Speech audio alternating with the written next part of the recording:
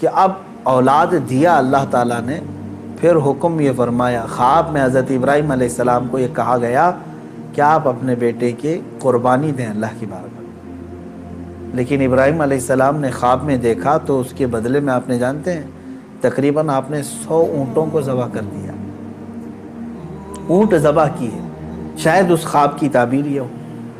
دوسرے دن پھر خواب وہی آیا، پھر آپ نے ذبح کیے، تیسرے دن پھر خواب آیا، تب آپ نے یقین کے ساتھ یہ فرمایا کہ مجھے میرے بیٹے اسماعیل کی ہی قربانی کا حکم دیا جا رہا ہے۔ پھر حضرت ابراہیم علیہ السلام، یعنی اونٹوں کے ذبح کرنے میں مال بھی تو کتنا قربان ہوا۔ تو اب میں جو بتانا چاہ رہا ہوں اب وہ آخری بات سنیں۔ اسماعیل علیہ السلام کو بلایا اپنے قریب، جب ابھی حضرت اسماعیل علیہ السلام کی عمر پاک شباب کو نہیں پہنچی تھی، جوانی کے قریب آ رہی تھی، بلا کر کے کہنے لگے کہ انی ارا فی المنام انی اذبحک، اے اسماعیل میں نے خواب میں دیکھا ہے اور اللہ کا حکم یہ پایا ہے کہ میں تمہیں ذبح کر رہا ہوں، تم کیا کہتے ہو؟ حضرت اسماعیل علیہ السلام نے کیا کہا؟ یا ابت افعل ما تؤمر ستجدنی انشاء اللہ من الصابرین، اے میرے والد گرامی آپ کو جس بات کا حکم دیا گیا ہے وہ کر جائیے، آپ انشاءاللہ آپ مجھے صبر کرنے والا پائیں گے۔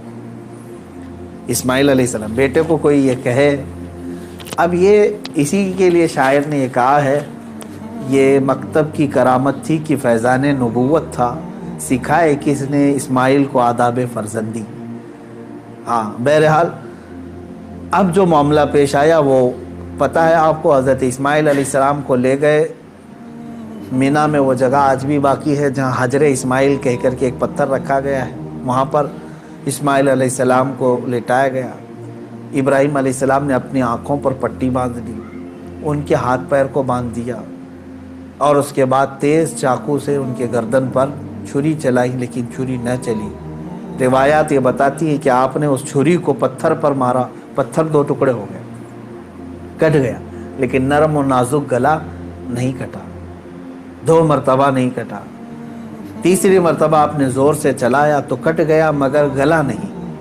اللہ تبارک و تعالیٰ کے حکم سے جبرائیل علیہ السلام ایک دمبا جنت سے لے آئے اور اسماعیل علیہ السلام کو وہاں سے ہٹا کر کے دمبا رکھا، دمبا ذبح ہو گیا۔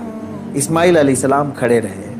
ابراہیم علیہ السلام جب ذبح کر چکے تو اپنی آنکھوں سے پٹی ہٹا کر کے آپ اللہ کا شکر ادا کر رہے تھے کہ اے مولا تیرا جو حکم تھا وہ میں نے مکمل کر دیا۔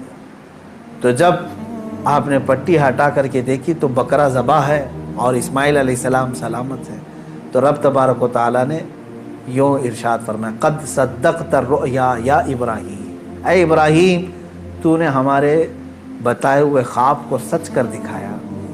وَنَادَيْنَاهُ بِذِبْحٍ عَظِيمٍ، ہم نے اسماعیل کو ذبح عظیم کے نام سے پکارا۔ اللہ تعالیٰ نے فرمایا، اللہ تبارک و تعالیٰ یہ امتحان لے رہا تھا۔ یہ انبیاء اکرام علیہم الصلاۃ والتسلیم کے ساتھ ہے، ایسا نہیں ہے کہ سارے لوگ یہ کر پائیں گے، وہ اس درجے کے ایمان والے تھے، ان کو اسی انداز سے امتحان لیا گیا۔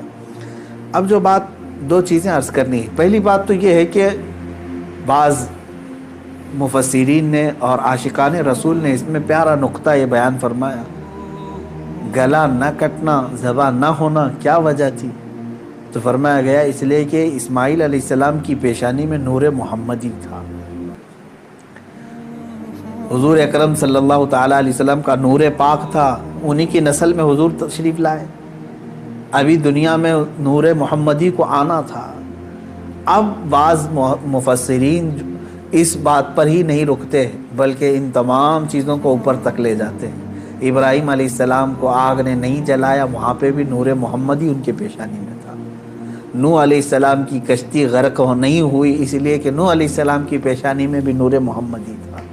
بہرحال دوسری بات میں جو بتانا چاہ رہا ہوں وہ 4 چیزیں تھیں، ابراہیم علیہ السلام کا وطن سے ہجرت کرنا، ان کا آگ میں ڈالا جانا اور ان کا جانوروں کو ذبح کرنا، پھر چوتھے نمبر پر اولاد۔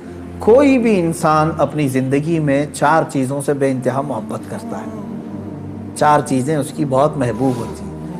پہلی چیز اس کا وطن، جہاں پر پیدا ہوا، جہاں رہ رہا ہے، اس سے وہ محبت کرتا ہے۔ دوسری چیز وہ اپنے مال سے محبت کرتا ہے، تیسری چیز وہ اپنی اولاد سے محبت کرتا ہے، چوتھی چیز وہ اپنی جان سے محبت کرتا ہے۔ اور امتحان انہی چیزوں سے ہوتا ہے جس سے محبت کیا جاتا ہے، ایسی دوسری چیزوں سے نہیں امتحان لیا جاتا۔ آپ کو جو چیز ناپسند ہے میں کہوں وہ دے دو، وہ فوراً اٹھا کے دے دیں گے، جیسے گھر میں رکھا ہوا کچرا اٹھا کر کے فقیروں کو دے دیتے ہیں۔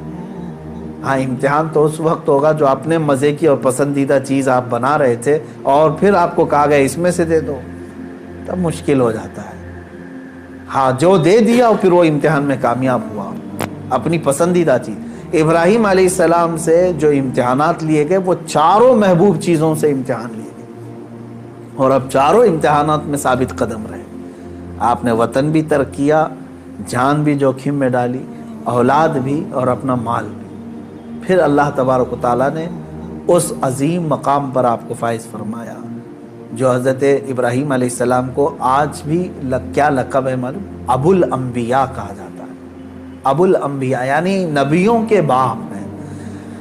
اب عزیزان گرامی، ان واقعات میں میرے سنانے کا مقصد یہ تھا کہ ہمارے بچوں تک یہ واقعہ پہنچ جائے تفصیل سے، پھر آپ اپنے گھروں میں اپنی اولاد کو سنائیں ضرور۔